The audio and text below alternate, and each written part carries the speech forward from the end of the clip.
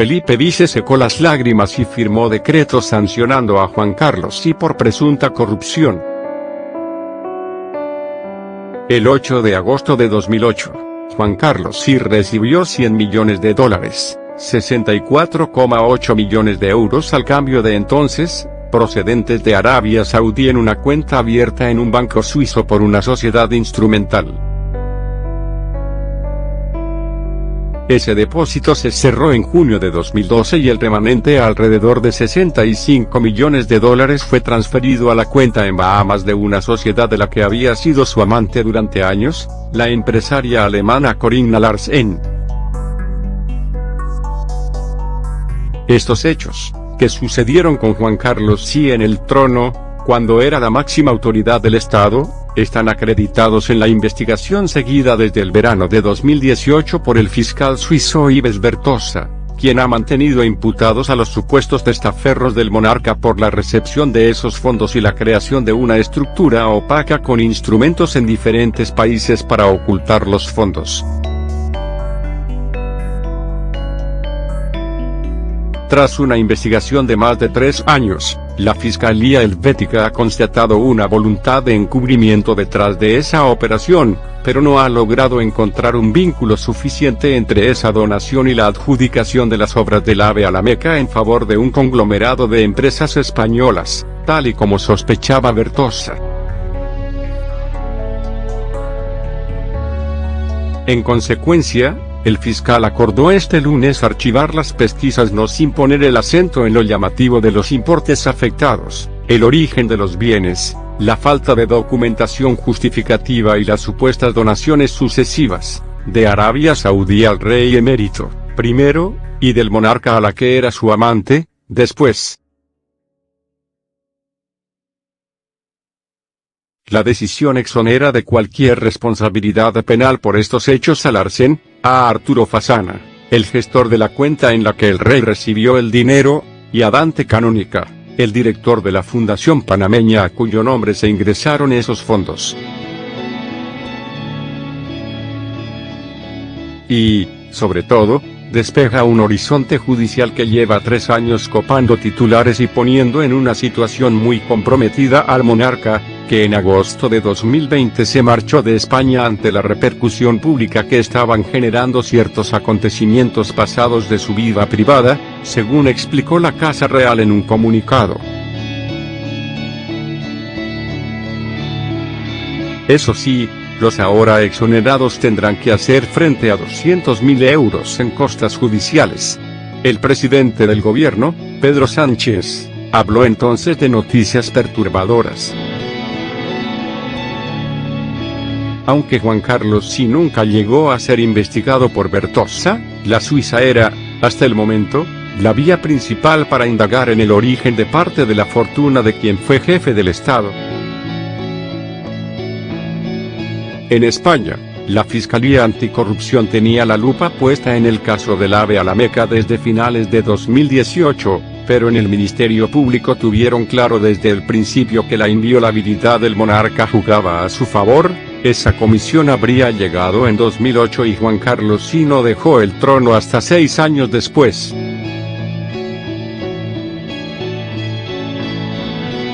En el verano de 2020 esa investigación pasó a la Fiscalía del Tribunal Supremo, que ha investigado si el monarca cometió blanqueo y delito fiscal por el supuesto cobro de una comisión para hacer de intermediario en esa adjudicación.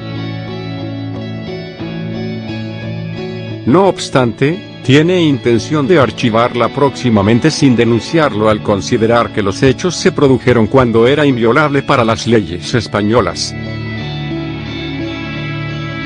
El origen, los audios de Corinna Larsen. El fiscal Bertosa inició estas pesquisas en 2018 tras la publicación de unos audios en los que Larsen atribuía a Juan Carlos Sí el uso de testaferros para ocultar una supuesta fortuna en Suiza. La conversación había tenido lugar en Londres en 2015 con el comisario jubilado José Villarejo, actualmente acusado por múltiples delitos, y el expresidente de Telefónica Juan Villalonga. Tras la publicación de esos audios, el fiscal suizo inició una investigación y detectó el rastro de una supuesta donación a la empresaria en unos registros en los despachos de Dante Canonica y de Arturo Fasana, un gestor de fondos radicado en Ginebra, viejo conocido de la policía y los jueces españoles, pues manejó las cuentas ocultas en Suiza del cabecilla de la Gürtel, Francisco Correa.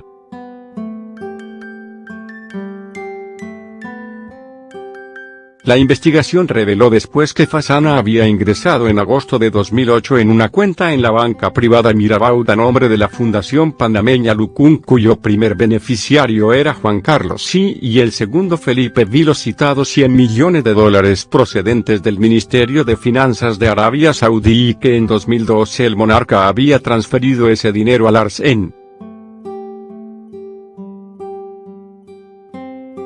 En el marco de estas pesquisas, Bertosa solicitó formalmente información a España sobre su investigación del AVE a la Meca y viajó a Madrid a reunirse con los fiscales de anticorrupción y el juez del caso Villarejo.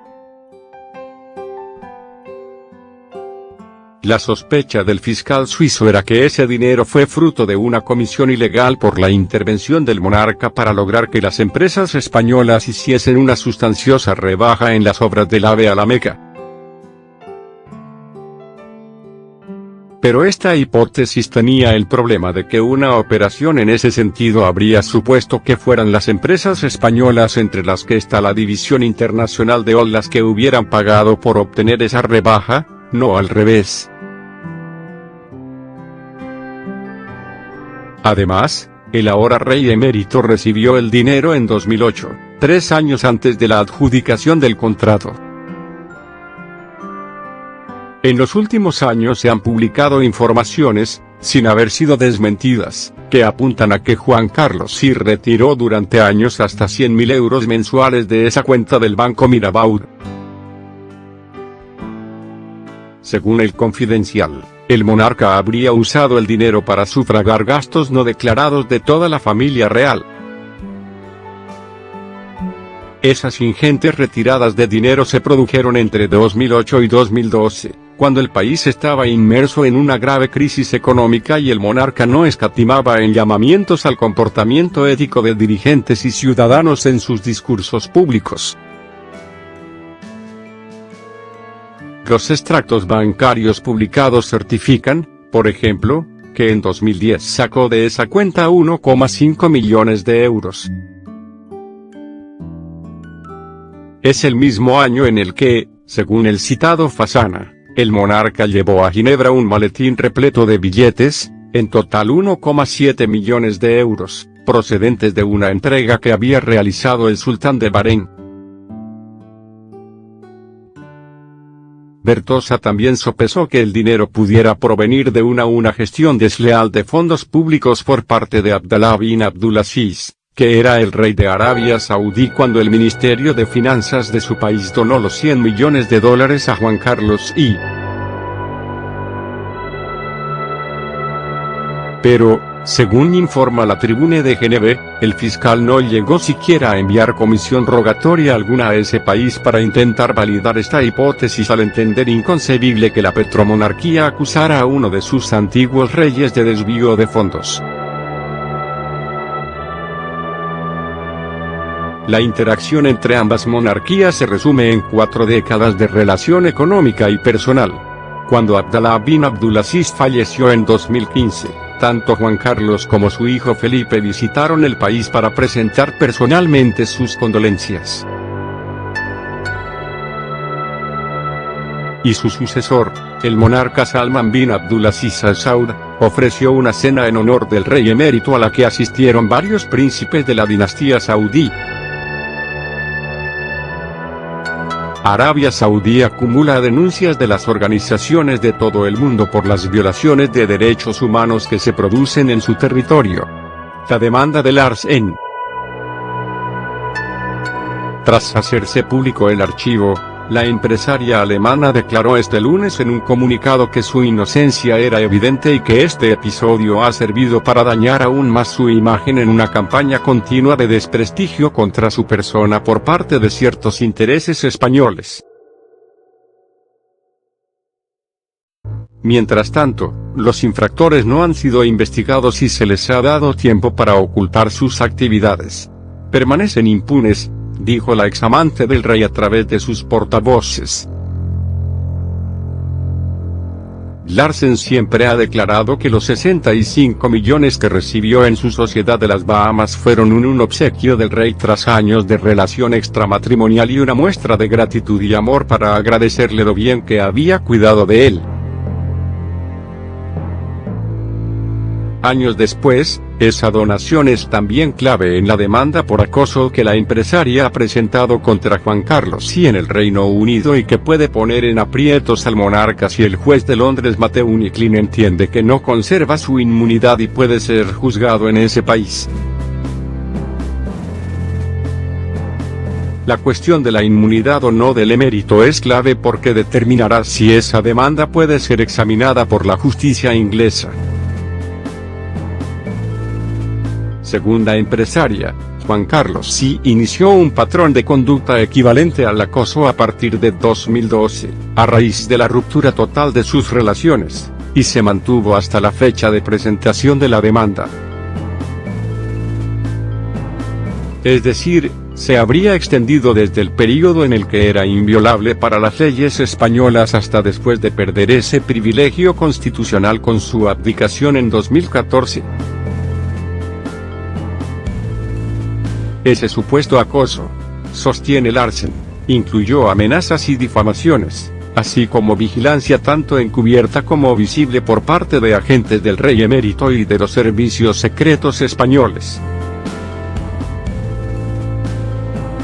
Todo ello, según su versión, con la intención de que reanudaran su relación o le devolviera o volviera a poner a su disposición para su uso el dinero que había recibido de Arabia Saudí. Unos fondos que han alimentado parte de la fortuna de quien fuera jefe del Estado y cuyo origen, previsiblemente, seguirá cubierto por un manto de opacidad.